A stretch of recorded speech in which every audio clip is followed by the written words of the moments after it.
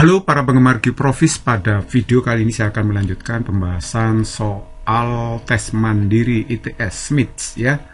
Ini soal fisika yang menarik. 3 buah muatan terletak pada titik sudut segitiga sama kaki seperti tampak pada gambar. Resultan gaya Coulomb pada muatan min Q adalah N dikalikan kaki kuadrat per A kuadrat, dengan K merupakan konstanta Coulomb. Nilai N itu sama dengan berapa? Jadi ini kalau kita lihat gambarnya, di sini ada segitiga sama kaki ya. Kemudian di titik pojoknya ada muatan min Q, plus Q, dan plus Q, seperti itu. Muatan nilainya sama besar, cuma yang ini min ya, minus. Yang ditanyakan adalah berapa nilai N-nya tadi. Kalau resultannya N kaki kuadrat per A kuadrat pada muatan min Q. Jadi kalau begitu kita gambar gaya Coulomb pada muatan min Q saja, karena ini yang tanyakan resultan gaya pada min Q ya. Nah kalau saya gambar seperti ini gayanya, muatan min Q itu ditarik oleh plus Q yang di sini. Jadi gayanya itu ke arah plus Q. Ini gaya tarik ya. Terus kemudian min Q juga ditarik plus Q yang di sini. Jadi gaya juga F.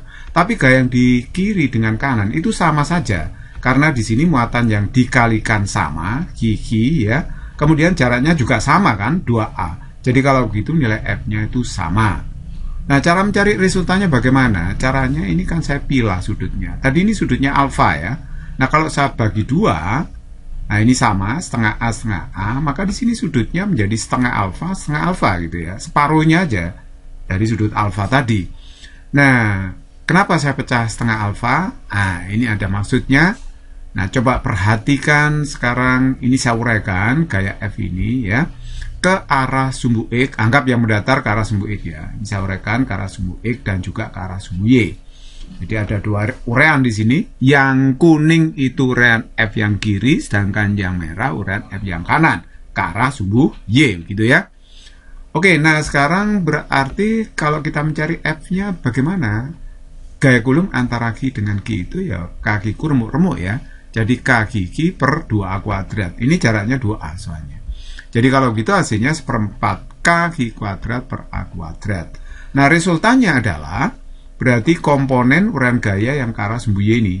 Jadi F di sini ya, yang kuning itu F cos setengah alfa kan. Nah yang merah ini juga F cos setengah alfa. Uraian samping sudut itu pasti pakai cos. Jadi F cos setengah alfa plus F cos setengah alfa. Nah, perhatikan di sini ternyata resultannya mengandung nilai cos setengah alfa. Nah, cos setengah alfa kalau kita lihat di sini ya. Kalau kita lihat cos setengah alfa itu kan samping dibagi miring. Berarti kalau begitu Y dibagi dengan 2A.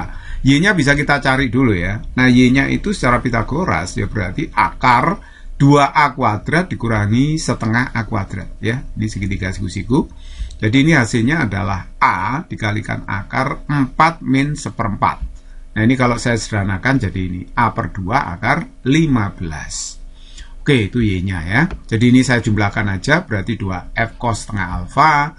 Nah F-nya itu saya ganti ini, setengah kaki kuadrat per A kuadrat. Sedangkan cos setengah alfa itu Y per 2A ya. Y dibagi dengan 2A. Y-nya sudah ketahuan A per 2 akar 15. Nah kalau begitu, ini kalau saya bagi Y per 2A, jadinya kan ini ya. Y itu A per 2 akar 15 dibagi 2A. Hasilnya adalah 1/4 akar 15. Begitu. Nah sekarang kalau saya sederhanakan, berarti ini 2 per 16 per 8 akar 15 kaki kuadrat per A kuadrat. Nah ini resultannya kan dinyatakan tadi dalam bentuk seperti ini, N kaki kuadrat per A kuadrat. Jadi kalau begitu di depan kaki kuadrat per A kuadrat itu ya N. Dengan demikian N-nya berarti berapa? Berarti akar 15 per 8. Jadi itulah jawabannya ya. Jawaban yang tepat berarti B. Nomor 2, 2 bekas identik dengan konstanta bekas 1100 Newton per meter dihubungkan ke kaku api yang masanya dapat diabaikan. Bola dengan massa setengah kilogram digantung dengan tali tepat di tengah-tengah kawat. Muatan bola 1 mikrocoulomb dan mendapat medan listrik 100 kV per meter berarah vertikal ke atas. Jika sistem dalam keadaan setimbang, maka perubahan panjang bekas sebesar berapa? Jadi ini ada medan listrik A dari tanah ke atas. Anggap aja medan listriknya mungkin ya. Tuh, terus medan listriknya sudah diketahui. Ini ada bola bermuatan negatif digantung. Nah, ini massa talinya bisa diabaikan. Terus batang AB kaku ini juga bisa diabaikan. Konstanta pegas K di sini ya. Nah, kalau ini kena medan listrik ke atas seperti ini, bola ini akan mendapatkan gaya Coulomb. Jadi gaya apa saja yang bekerja pada bola? Yang pertama gaya Coulomb, arahnya ke bawah, ya. Karena di sini asumsinya kalau E-nya itu ke atas, ya, berarti ini muatan lantai atau tanah ini bermuatan positif. Nah, positif ketemu negatif kan ditarik ya. Jadi gaya Coulomb-nya arahnya ke bawah begitu. Nah, gaya beratnya itu adalah W ya, gaya berat dari bolanya. Terus kemudian di sini juga ada gaya pegas yang melawan. Karena kalau ini misalkan bolanya ini turun ya otomatis pegas ini akan meregang. Konstanta pegasnya K, gaya pegasnya melawan ke atas Fp. Dan ini juga Fp, karena pegasnya ini identik ya, sama. Konstanta pegasnya juga sama begitu ya. Oke, nah sekarang tinjau batang AB, kalau dalam keadaan setimbang, maka akan berlaku sigma FY sama dengan 0. Sebenarnya di sini, kalau saya mau gambar secara lengkap, di sini sebenarnya ada tegangan tali. Karena talinya masanya diabaikan, jadi Anda bisa anggap bola yang bermuatan ini nempel di sini. Jadi kalau nempel di sini, berarti gaya-gaya yang bekerja pada batang AB, ada Fp2 yang arahnya ke atas itu ya. Kemudian gaya Coulomb dan gaya berat. Jadi sekali lagi, ini bola bisa dianggap nempel di batang sini ya. Oke, jadi kalau begitu gaya pada batang Fp 2 kali yang ke atas itu, kemudian Fc nanti ke bawah, arahnya W-nya juga ke bawah. Ya, sama dengan 0, sehingga ini 2 Fp sama dengan Fc ditambah dengan W. Nah, gaya pegas itu dirumuskan Hooke K kali delta X, di mana K konstanta pegas, delta X itu adalah perubahan panjang pegas. Gaya Coulomb itu adalah Q kali E. Jadi muatan dalam medan listrik kena gaya sebesar Q kali E. Ya, ini gaya elektrostatiknya. Sedangkan W berat benda itu adalah M kali G. Nah, sekarang K-nya saya masukkan aja 1100, delta X-nya ditanya, Q-nya muatannya 1 mikrocoulomb, berarti 10 pangkat min 6 ya. Nah, kemudian E-nya 10 pangkat 5 karena ini kilovolt. Jadi saya jadikan volt 10 pangkat 5 volt per meter ya. M-nya adalah 0,1 kg dikalikan G 10 meter per sekon kuadrat. Jadi G kalau nggak tahu dianggap 10 ya. Oke, nah sekarang ini saya kalikan aja, ini kan 0,1 sedangkan ini 1 berarti 1,1. Berarti delta X-nya adalah 1,1 dibagi dengan 2 kali 1100. Ini saya bisa tulis 1,1 per 2 kali 1,1 kali 10 pangkat 3. Berarti ini hasilnya adalah setengah kali 10 pangkat min 3 meter atau setengah milimeter. Jadi jawaban yang tepat adalah A. Nomor 3, bola konduktor pejal L yang bermuatan plus 9 mikrocoulomb sepusat dengan kulit bola konduktor K yang bermuatan min 1 mikrocoulomb. Jika perbandingan OA dibanding dengan OB adalah 3:10, maka perbandingan medan listrik di titik A terhadap medan listrik di titik B. Oke, jadi ini ada bola. Nah, ini yang tengah, ini bola pejal ya, bermuatan plus 9 mikrocoulomb dan dia merupakan konduktor logam. Kemudian di sini ada bola juga, bola sebenarnya ini bola rongga kulit bola maksudnya ya, cukup tebal kulitnya, diberi muatan min 1 mikrocoulomb. Diasumsikan muatan ini tersebar merata di seluruh volume bola gitu ya. Oke, nah sekarang yang ditanyakan adalah perbandingan medan listrik di titik A dengan di titik B. Di mana titik B itu di luar bola, di luar kedua bola ini. Kalau titik A di antara kulit bola dengan bola pejal yang di pusat itu ya. Oke, penyelesaiannya bisa kita gunakan hukum Gauss.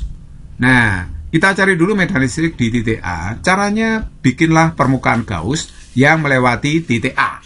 Nah, setelah itu terapkan hukum Gauss bahwa E kali A sama dengan Q per epsilon 0. Kita asumsikan bahwa garis gaya ini menembus permukaan Gauss tegak lurus sehingga nilai cos theta-nya sama dengan 1 ya. Sebenarnya ini EA cos theta gitu ya. Nah, jadi kalau gitu E kali A gitu aja. Terus kemudian sama dengan Q per epsilon 0. Q itu adalah besar muatan yang dilingkupi oleh permukaan Gauss yang saya bikin ini. Nah, nanti besar muatannya berapa? Jelas yang dilingkupi ini adalah plus 9 mikrocoulomb gitu ya. Oke, nah terus kemudian ini saya namakan aja QA, muatan yang dilingkupi oleh permukaan Gauss yang melewati titik A itu. Nah, RA itu adalah jari-jari permukaan Gauss-nya, begitu ya. Nah, ini bisa saya tulis seperti ini, EA dikalikan RA kuadrat berbanding lurus dengan QA. Karena semua konstan ini, 4pi epsilon 0 adalah konstan. Nah, kemudian medaristik di titik B bagaimana? Dengan cara yang sama, kita bikin permukaan Gauss seperti ini, melewati titik B, terus kita terapkan hukum Gauss, EA sama dengan Q per epsilon 0. Jadi, E-nya itu E di B, A itu luasnya permukaan Gauss ini. Perhatikan permukaan Gauss itu berupa permukaan bola ya, makanya 4pi R kuadrat di sini. Iya, saya jelaskan ulang ya, bahwa permukaan Gauss itu berupa permukaan bola, bukan lingkaran, makanya rumusnya 4pi R kuadrat. Nah, karena ini melewati titik B, berarti jari-jarinya RB kuadrat. Nah, sedangkan muatan yang dilingkupi di dalam permukaan Gauss, bola besar yang melewati titik B ini adalah tentu saja kedua muatan nanti. Saya beri nama QB per epsilon 0. Jadi kalau begitu EB kalikan RB kuadrat berbanding lurus dengan QB. Kita bisa mencari perbandingan EA dengan EB langsung membandingkan kedua persamaan ini. Bukan persamaan sih, maksudnya kesebandingan ini ya. Jadi kalau saya bandingkan EA kali RA kuadrat dibanding EB kali RB kuadrat itu sama dengan QA per QB. Nah sekarang ini bisa ditulis RA kuadrat per RB kuadrat kan RA RB dalam kurung kuadrat.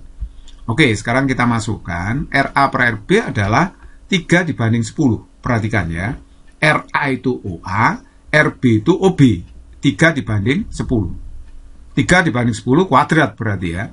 Nah, sedangkan QA di sini 9 yang dilingkupi permukaan Gauss yang lewat titik A. Nah, sedangkan QB-nya berapa? Ya, yang di dalam permukaan Gauss yang melewati titik B, yaitu 9 ditambah min 1 ya. Atau 9 kurangi 1, 8 berarti ya. Muatan totalnya itu. Oke, jadi kalau begitu ini kita bisa sederhanakan 9 per 100, ini 9 per 8, 9-nya bisa kita coret. Akhirnya dapatnya EA per EB itu 100 per 8, berarti disederhanakan menjadi 25 per 2, dibagi 4 ya ini ya. 25 per 2 jawabannya berarti B. Nomor 4, sebuah gelombang sinusoidal pada tadi dinyatakan dengan fungsi gelombang Y sama dengan 0,2 sin pi dalam kurung 20T min 4X. Y dan X dalam meter dan T dalam sekon. Frekuensi panjang gelombang dan cepat rambat gelombang berturut-turut bernilai berapa? Oke, kita jawab. Persamaan umum gelombang berjalan sinusoidal adalah Y sama dengan plus minus A sin omega T plus minus KX, di mana Y itu simpangan, amplitudo, omega kecepatan sudut, T itu waktu getar sumber, kalau K itu bilangan gelombang ya, sedangkan X itu jarak titik yang bergetar naik turun terhadap sumbernya. Oke, sedangkan omega itu adalah 2πf atau 2pi per periode, F frekuensi ya.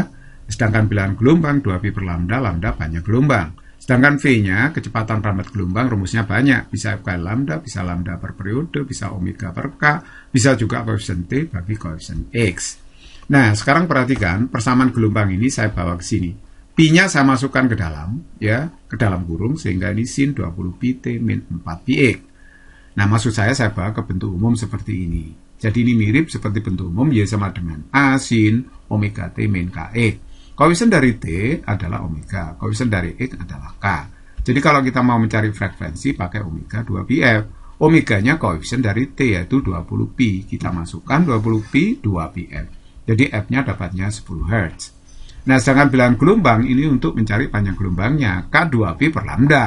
Sedangkan K itu bilangan atau koefisien di depan X yaitu 4pi ya, koefisiennya 4pi sama dengan 2pi per lambda, berarti lambdanya adalah setengah meter. Kalau mencari V cukup F kali lambda boleh, karena F-nya lambda sudah diketahui. Jadi F-nya 10, lambdanya setengah, berarti ketemunya 5 meter per sekon. Jadi jawaban yang tepat adalah D. Basic is very easy and fun. Semoga bermanfaat.